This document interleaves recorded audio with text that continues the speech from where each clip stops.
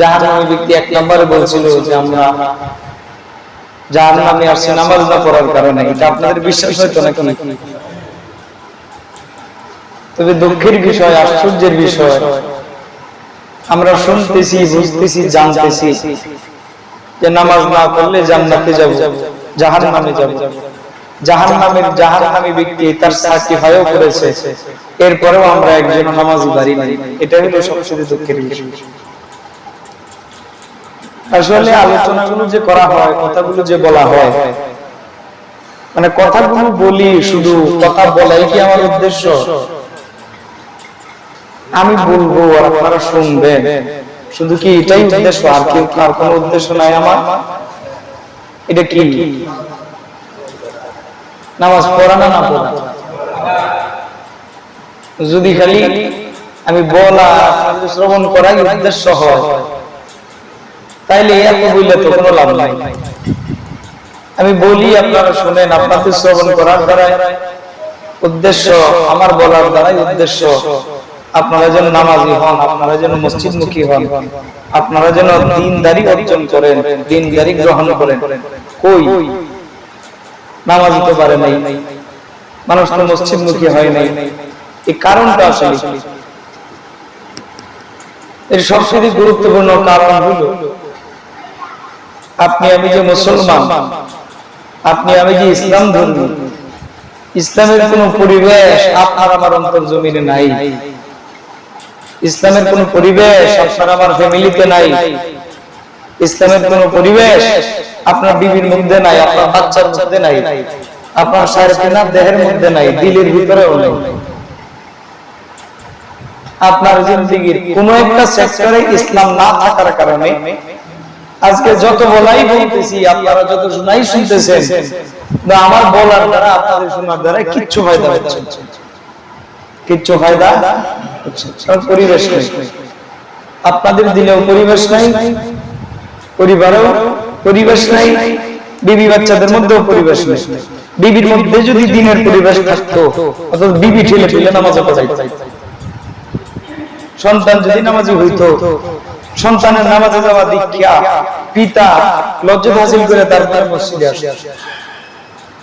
ঘরে যদি কেউ কোরআন শরীফ তেলাওয়াত করতো, সেও তো ঠেলা ধাক্কা দিত। কোন জায়গাতে পরিবেশ না। আমি যে রূপটা ধরতে পারছি, রূপটা কি ঠিক আছে না ভুল আছে? রূপটা এই জিনিসটা না, কারণ আপনার সামনে কাজের যে পরিবেশ থাকবে, আপনি তো এই পরিবেশ অনুযায়ী সেই কাজই করবেন। কারণ দিনদারিত্বের কোন পরিবেশই আমাদের কারণ নাই। নামাজ আপনাদের কথাবার্তা বলি, আমার বলতেও ভালো লাগে, আপনারা শুনেন, আপনাদের শুনতেও ভালো লাগে। আমার ভালো লাগে এখানে শেষ, আপনাদের ভালো লাগা ওই শুক্রবার পর্যন্ত শেষ। তোমার মসজিদের ভিতরে শেষ, মানে তোমার মসজিদের বাইরে গেলে শেষ হয়ে। আশ্চর্যের বিষয় হলো, যে মানুষটা জানে যে নামাজ না পড়লে সে জাহান্নামী হবে, নিশ্চিত জানে যে নামাজ না পড়লে ব্যক্তিরা জাহান্নামে যাবে, এরপরেও বান্দা নামাজ পড়ে, এরপরেও বান্দা নামাজ পড়ে। কত বড় হতভাগ্য কপাল আমাদের। আমরা জানতেছি যে নামাজ না পড়লে আমরা জাহান্নামে যাব, জানতেছি, বুঝতেছি, এরপরেও আমরা নামাজের দিকে আসতেছি। কেউ যদি নামাজ পড়ে আরেকজনের কি কোনো লাভ হবে? আপনি যদি নামাজ পড়েন, আমার কতটুকু লাভ হবে? একটু লাভ আছে অবশ্য, আপনার যে লাভ ওইটা তো আমি নিতে পারবো। আপনি যদি নামাজ পড়েন, লাভটা হবে কার? আপনার লাভ। খেয়াল রাখবেন, জান্নাত জাহান্নামের কথা আউটসাইড থেকে আগে বহুত শুনছেন, কিন্তু গত জুমায় যে বললাম, জাহান্নামী ব্যক্তি সার্টিফাই করছে যে আমরা জাহান্নামে কেন আসছি। এক নাম্বার কারণ, লাম নাকুম মিনাল মুসাল্লিন, আমরা নামাজি ছিলাম না। কে ছিলাম না? নামাজি ছিলাম। আপনাদের বা আমাদের সবার কি জাহান্নামে যাওয়ার ইচ্ছা আছে না? এখানে কেউ যাইতেছেন জাহান্নামে? সবাই তো বলেন, মনে হয় যারা না বলেন এরা মনে হয় জাহান্নামে যাবে। জাহান্নামে যেতে চাই কেউ নাকি? কেউ জাহান্নামে যেতে চাই না। অথচ জাহান্নাম যে রাস্তায়, যেদিকে গেলে জাহান্নামে যাওয়া যাবে, ওই দিকে না। হাজার বার যদি বলি আপনি জাহান্নামে যাবে, মুখ ফুটছে না, মাথা জানে না, হাত দিয়া না করবেন, যতভাবে না করা যায় ততভাবে না করবেন, অথচ আপনি দাঁড়ায় আছেন জাহান্নামের রাস্তায়। আপনি দাঁড়ায় আছেন কি জাহান্নামের রাস্তায়। এটার আরেকটু বাস্তবতাটা বোঝায়।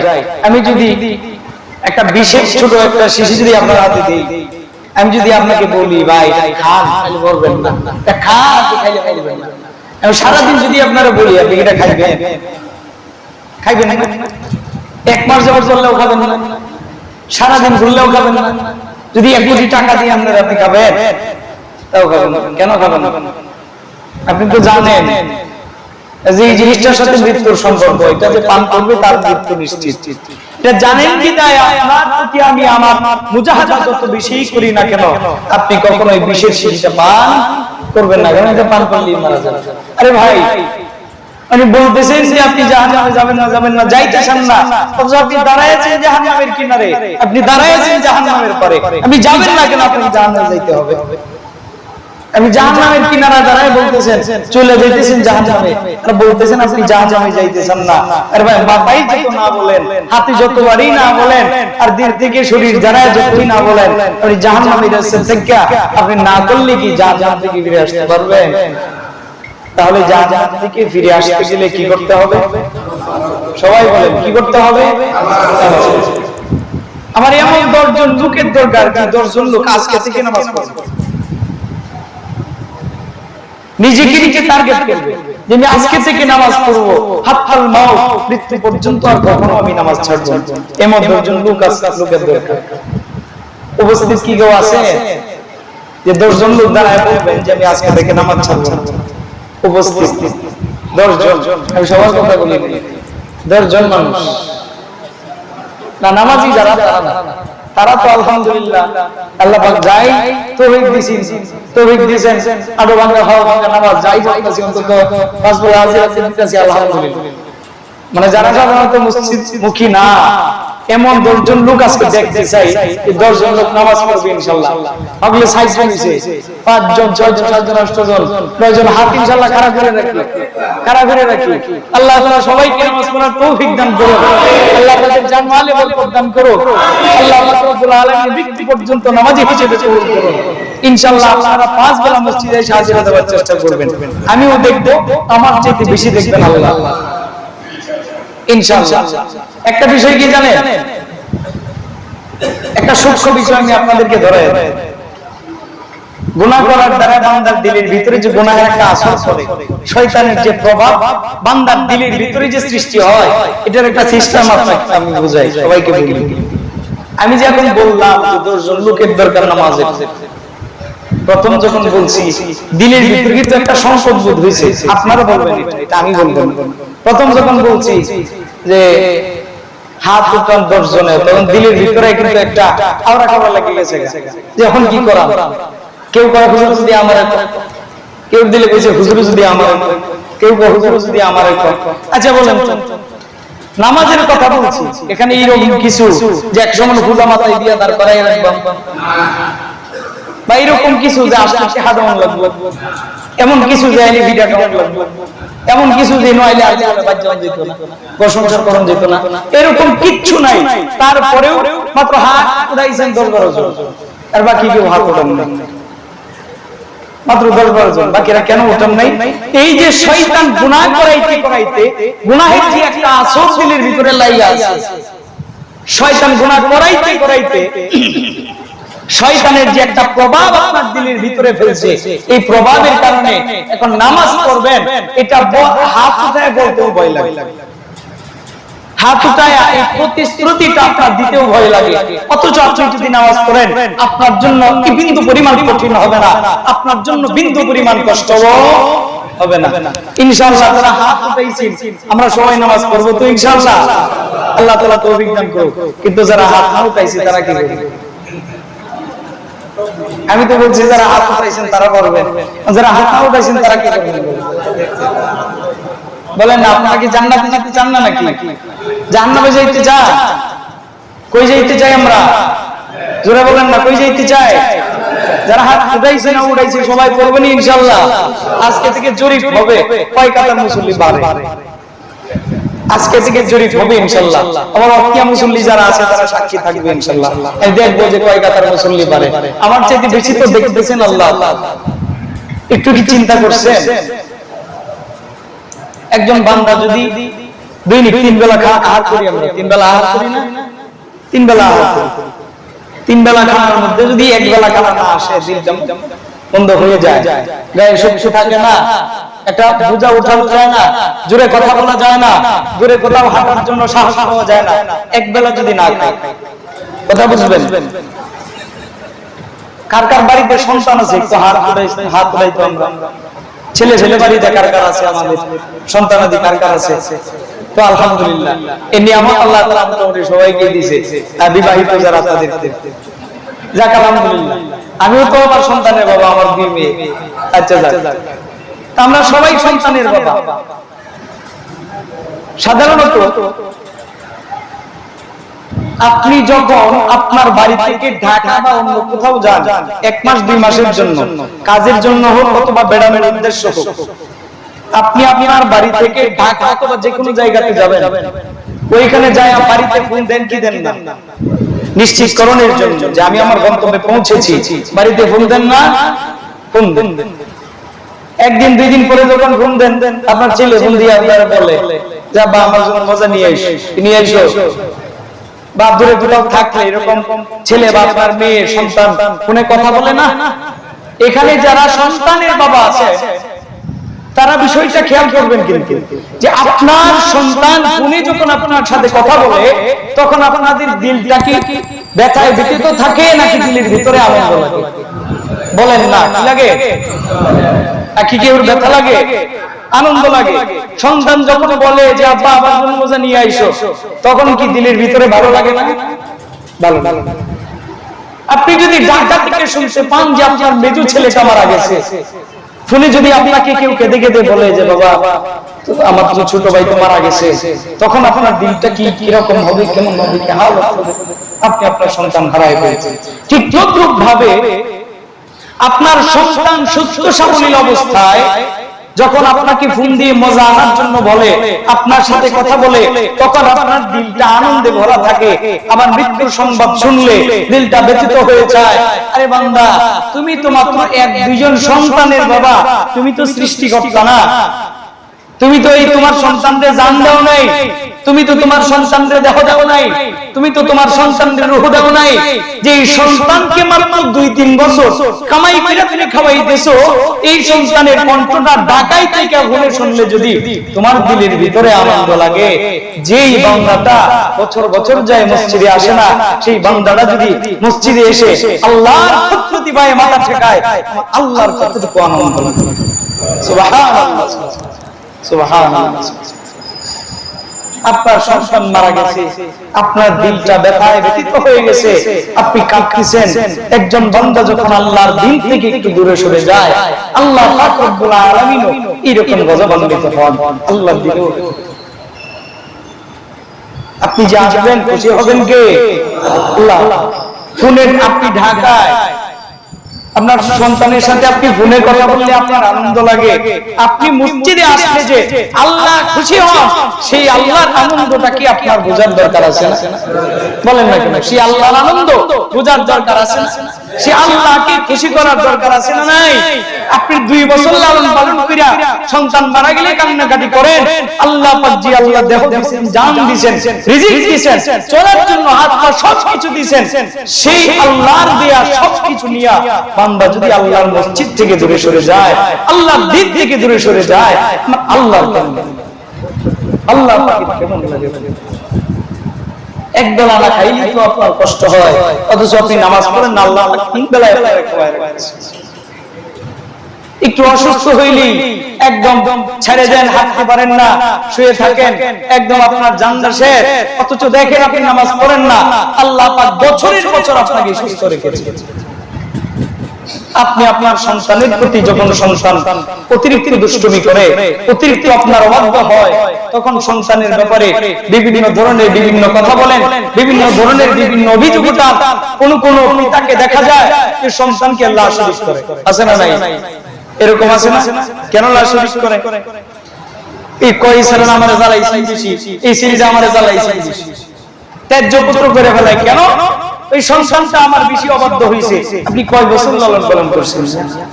15 বছর 20 বছর লালন পালন কইরা আপনার অবাধ্য হয়েছে যে আপনি ত্যায্য পুত্র করে দিয়েছেন। আপনার হায়াত দিয়েছে 70 বছর, আপনি ভালো করে মসজিদে আসেন নাই, কোনদিন নামাজ পড়েন নাই, আপনার বয়স হয়ে গেছে 40, অথচ আপনি ভালো করে কোনদিন আল্লাহকে সিজদা দেন নাই। আপনি যেমন ভাবে সন্তানের প্রতি রাগান্বিত হন, যদি আল্লাহ পাক একটিবার আপনার প্রতি রাগান্বিত হইতেন, এই 40 বছর হায়াত পর্যন্ত আপনি কখনো পৌঁছাইতে পারতেন না। খেয়াল করুন, আপনি নিজের সাথে তুলনা করে দেখেন যে আল্লাহ পাক কতটুকু দয়াময়, কতটুকু রহমত। আমি আমার একটা দিলের অবস্থা বলি, খেয়াল করবেন, আমি আমার দিলের একটা অবস্থা বলি। কখনো কখনো যখন বিভিন্ন মানুষকে নামাজের কথা বলি, বারবার নামাজের কথা বলি, তখন সেই লোকটা নামাজে আসে না, দিলের অবস্থাটা খুব খারাপ হয়ে যায়, খুব রাগ ওঠে। মানে রাগ উঠে যে লোকটাকে বারবার বললাম, লোকটা নামাজে আসে না, মন চায়, দিলে চায়, বিভিন্ন ধরনের কথা বলবো, তখন চিন্তা করি, হায় রে, আল্লাহ পাকের কথাগুলো মুয়াজ্জিন নিজের জবান দিয়ে যখন ডাকে, এই ডাকটা কি মুয়াজ্জিনের ডাক? কার ডাক? আল্লাহ পাক। এটা রাসূলের ডাক না, স্বয়ং কার ডাক? আল্লাহ পাকের ডাক। হযরত ওমর ফারুক রাদিয়াল্লাহু আনহু, হযরত বিলাল হাবশী রাদিয়াল্লাহু আনহু ঘুমন্ত অবস্থায় ঘুমিয়ে আছেন। বিশ্বনবী যখন আযানের সিস্টেম যখন জারি হয় নাই, তখন বিশ্বনবী এই ডাক দিয়া এমন ভাবে নামাজের জন্য, ওই যে আগে সুঙ্গা ছিল না, সুঙ্গা দিয়ে আগুন জ্বালানো হইতো। কোন কোন সাহাবায়ে কেরাম বলেন, ইয়া রাসূলুল্লাহ, ইয়া হাবিবাল্লাহ, কাবা ঘরের ছাদে দাঁড়ায়া বড় একটা আগুন জ্বালায় এমন ভাবে ঘোরাবো, মানুষ দেখে দেখে মনে করবে এই বুঝি নামাজের সময় হয়ে গেছে। যেই দিনই পরামর্শ, এই দিন দিবাগত রাতে হযরত বিলাল হাবশী, হযরত ওমর ফারুক এবং যতদূর সম্ভব হযরত আলী কাররামাল্লাহু ওয়াজহা, তিনজনের স্বপ্নে দেখেছেন এই আযানটা একজন ফেরেশতা দিতেছে। স্বপ্নে দেখছেন তিনজন, ওমর ফারুক, বিলাল হাবশী এবং হযরত আলী রাদিয়াল্লাহু আনহু। তিন সাহাবী সকালবেলায় রাসূলের দরবারে আয়েশা বলে, ইয়া রাসূলুল্লাহ, ইয়া হাবিবাল্লাহ, আমি তো এই স্বপ্ন দেখলাম। ওমর আসলেন বললেন, আমি তো এই স্বপ্ন দেখলাম। আলী আসলেন বললেন, ইয়া রাসূলুল্লাহ, আমি তো একই স্বপ্ন দেখলাম। বিশ্বনবী বললেন, আল্লাহর ডাক এটাই, এখন থেকে কিয়ামত পর্যন্ত আমার উম্মতের মসজিদের দিকে আহ্বানের আযান। সুবহানাল্লাহ, সুবহানাল্লাহ। এই ডাকটা কার? বলেন না, ডাকটা কার? আল্লাহ পাক। আল্লাহ পাকের ডাক। আল্লাহ পাক প্রতিদিন আপনাকে 5 বেলা আহ্বান করেন, প্রতিদিন আপনাকে 5 বেলা ডাকেন। আমি তো 2-4 বার বলি, মেজাজ নষ্ট হয়ে যায়, মন চাই আপনাকে খুব করা কথা বলি, তখন চিন্তা করে দেখি, হায় রে, দিন প্রতিদিন আল্লাহ পাক প্রত্যেকটা বান্দাকে 5 বার ডাকতেছেন। আমার আল্লাহ তো কখনো বান্দার প্রতি গুসা হন না, কখনো তো বান্দার প্রতি রাগান্বিত হন না। আমি যেমন রাগান্বিত হই, যদি আল্লাহ পাক রাগান্বিত এরকম ভাবে হইতেন, এক দুইবার আযান দেওয়ার পরে যারা মসজিদে না আসতো, একবারে গজবে ঝুলাই দিতেন, গজবে ঝুলাই দিতেন। কাজেই একটু চিন্তা করেন, জিজ্ঞেস যদি করি জাহান্নামে যাবেন নি, বলেন না জাহান্নামে যাব না, কিন্তু আপনি তো দাঁড়িয়ে আছেন জাহান্নামের রাস্তায়, আপনাকে জাহান্নামের রাস্তা থেকে উঠে আসতে হবে, জাহান্নামের রাস্তা থেকে উঠে আসতে হবে। বললাম, শুনলেন, আমার বলা ওইখানে শেষ, আপনার শোনা ওইখানেই শেষ, তাহলে বলার কি লাভ, শোনারই কি লাভ? তাহলে আমি যে বললাম আপনি জাহান্নামের রাস্তায় আছেন, আপনি জাহান্নামে যেতে চান না, যেতে চান না, কথাটা জাহান্নামের রাস্তায় দাঁড়ায় থাকলে বললে হবে না, জান্নাতের রাস্তায় আসতে হবে। তাহলে জাহান্নামীদের প্রথম প্রশ্নের জবাব, লাম নাকু মিনাল মুসাল্লিন। জাহান্নামীরা কি বলবে? আমরা কি ছিলাম না? বলেন না, আমরা কি ছিলাম না? নামাজি ছিলাম না। তাহলে ইনশাআল্লাহ আমাদের কারোর হালত যেন এরকম না হয় যে আমার দোস্ত জান্নাতে গেছে অথচ আমি গেছি জাহান্নামে। কারোর জন্য এরকম হালত না হয় যে আমার দোস্ত জান্নাতের ওই পারে থেকে আমি জাহান্নামে, আমারে জিজ্ঞেস করে যে দোস্ত তুমি কেন জাহান্নামে আসছো, আমি বলি যে আমি তো নামাজি ছিলাম না। এই কথাটা আপনার আমাদের কারোর জন্য বলতে না হয়, এই প্রস্তুতি আমরা গ্রহণ করতে রাজি আছি তো ইনশাআল্লাহ? তাহলে নামাজ কারা কারা পড়বো, আবার একটু হাতটাই দেখাই, হাতটাই দেখাই ইনশাআল্লাহ। আমরা আল্লাহকে সাক্ষী রেখে বলি ইনশাআল্লাহ আমরা সবাই নামাজ পড়ব তো ইনশাআল্লাহ। আল্লাহ তুমি সবাইকে নামাজি হওয়ার তৌফিক দাও, মৃত্যু পর্যন্ত জামাতের সহিত নামাজি হওয়ার তৌফিক দান করো। আল্লাহ তুমি সবার জানমালে বরকত দান করো, বিপদে যারা বিপদমুক্ত করো আল্লাহ, অসুস্থ যারা সবাইকে সুস্থ করো আল্লাহ, দ্বীনের জন্য সবাইকে কবুল মঞ্জুর করে নাও ইনশাআল্লাহ। আল্লাহ দেখবেন আমরাও যে করব ইনশাআল্লাহ যে কয়জন নিজেরা জান্নাতের রাস্তায় আইসা জাহান্নাম থেকে বাঁচতে চান। সবাই ইনশাআল্লাহ নামাজ পড়ার চেষ্টা করব। আল্লাহ তাআলা আমাদের সবাইকে উক্ত